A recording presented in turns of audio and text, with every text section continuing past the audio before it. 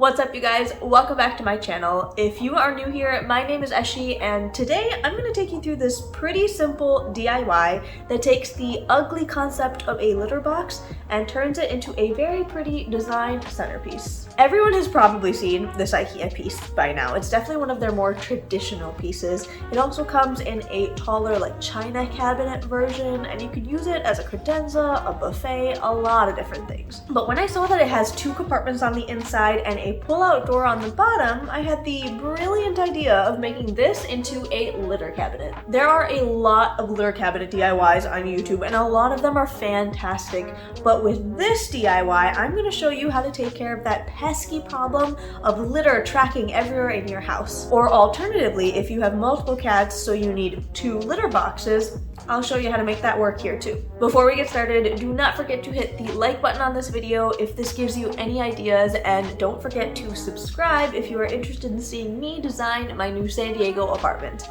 I started off by building the entire Ikea piece to get an idea of where I wanted to cut my entrances. You do not have to do this. Be smarter than me and just look ahead in the steps to identify the three pieces that make up the two sides and then the center partition so that you can finish all the cuts first and then assemble. You'll see how I managed to make the cuts with my piece almost fully assembled anyway. I'm going to show you the exact measurements that I used for the holes right here, so feel free to pause and write down all of the measurements if you have the exact same Ikea piece. I used a pencil to make the markings on the two side pieces and the center piece, and then I used a large spade drill bit to make a center hole where I could start using my jigsaw from. I later realized that I just needed to drill 4 holes at the corners, so you'll see me do that with the other pieces.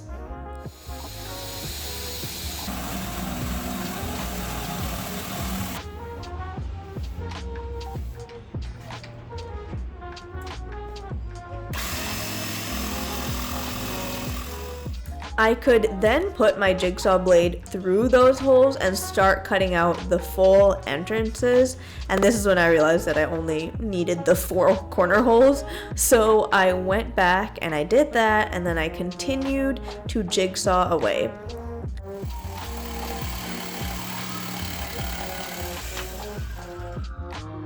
After I made those major cuts, I went back and got as close as possible to my markings with the jigsaw. I quickly realized I couldn't see my pencil markings very well with the sawdust flying everywhere, so I went back over the pencil with an X-Acto knife, using a ruler later to make perfect lines, because freehanding it proved to be pretty difficult.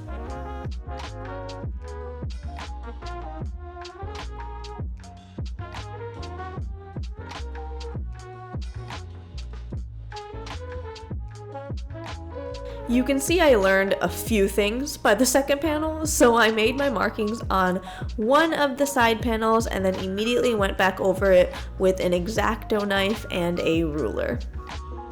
I also just drilled the holes in the 4 corners this time before going in to cut with my jigsaw. Also, please make sure you're wearing safety goggles when doing this, and also a mask. I didn't have safety goggles, so I wore my fake, like my blue light glasses, which is nowhere as safe. I completely forgot a mask as well, and I regretted it so much because of the amount of sawdust I discovered in my nostrils afterwards. Yeah, definitely not good for you, so please wear a mask that protects you from all the sawdust flying around. And keep in mind, you're gonna get sawdust everywhere, including all in your hair, so be prepared.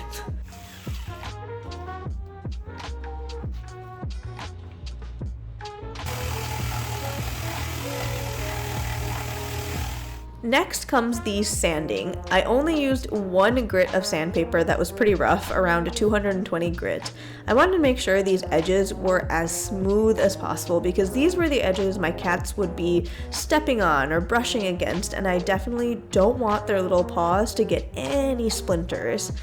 My original thought was to put some wood edge banding all along those cut edges to cover it, but I saw that no matter how much I was sanding, this particle board material was refusing to be perfectly smooth.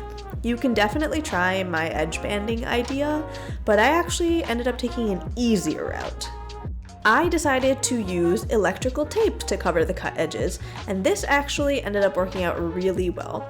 A couple pointers on this if you want the electrical tape to really stick and not peel off after a while. Don't stretch the tape to stick it onto the edges. Just use it as it is and lay it across.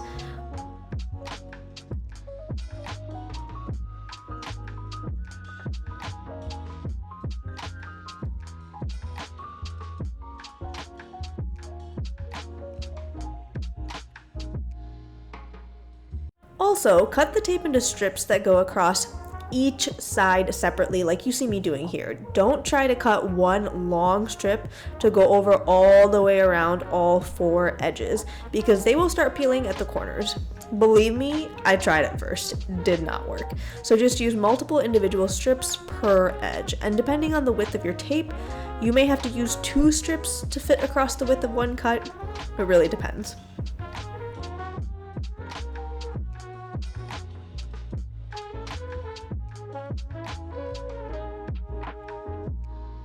I wanted to make the outsides of the holes look a little bit more professional than just leaving it with electrical tape. So I found this peel and stick trim that could be painted and cut easily.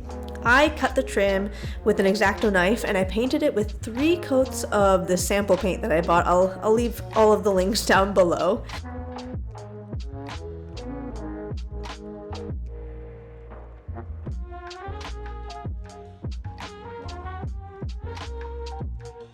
I then took off the backing and stuck it around the border of the openings, and it just makes it look a little bit more professional and stays with that traditional style.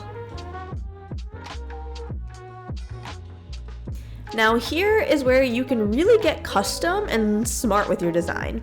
If you have one cat, you could really skip making the 2 entrances on the 2 sides. You could just make 1 entrance on one side, and you can put your litter box on the farther side away from the entrance, and then you can actually drill smaller holes into the bottom of that second side.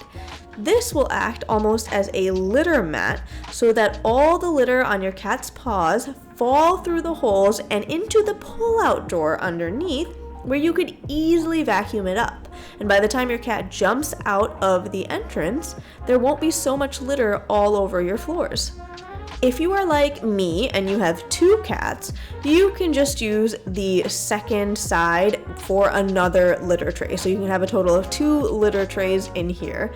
And what I did was I just placed a rug down where the openings are just to help with that litter that the cats will inevitably carry with them. This has worked out really well. We actually use the drawers as storage for all of the litter supplies, so the scoop, the bags, extra supplies. Eventually we may even use this as a shoe holder and just use a hook on the inside of the door to hold the litter scoop, and we may go from there. So just use it almost as a storage cabinet. So we'll see how that goes. And that's it, you guys. You have a beautiful litter cabinet that does not stick out like a sore thumb from the rest of your furniture and your design. It looks like it fits in, but it also gives your cats plenty of space to go to the bathroom properly. And a bonus, you can always style the top of it just like you would any other credenza, and it will look fantastic. Thank you so much for watching, you guys. I wish you the best of luck in creating your most beautiful litter cabinet. Don't forget to hit that like button, and I will see you guys on my next video.